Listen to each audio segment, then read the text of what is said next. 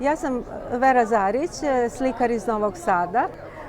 Ovo je moj rad, kocka koja je inspirisana nečim što je vrlo aktuelno, čak i danas za nas. Može metaforično da se prikaže. To je Noeva barka. Moja koncepcija je bila da radim unutrašnjost i da radim spoljašnjost Noeve barke, a onda to da zapravo bude jedna integralna celina. Dve inspiracije su bile u pitanju. Spoljašna inspiracija je mozaici Svetog Marka u Veneciji. To je moja velika ljubav od ranije. A ova unutrašnjost, to je više jedna literarna varijanta. Ta literarna varijanta se odnosi na Juliana Barresa.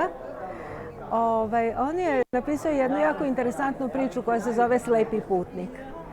A Slepi putnik to je po meni koji je zapravo jedan crv koji živi u Noevoj barci kao slepi putnik. I on iz svoje perspektive, jedne apsolutno posebne i drugačije, posmatra sve oko njega što se dešava. A dešava se, čudesne stvari se dešavaju. I sada on posmatra Noja, posmatra njegove sinove, posmatra celo društvo tu koje je oko njega. I onda ovako kaže, Noj je čitavo vreme putovanja bio trešten pijan.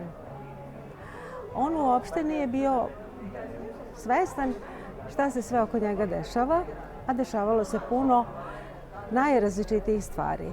Tako da on sad vadi iz te njegove riznice Julian Barrs mnogobrojne komične situacije koje se dešavaju na barci.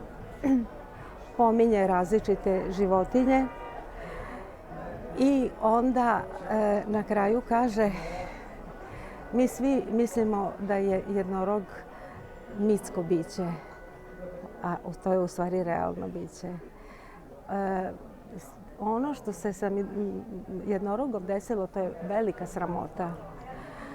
Noje je u pijanstvu zaklao oba primerka, napravio pečenje od toga i više nemamo realno biće, nego samo mitsko biće.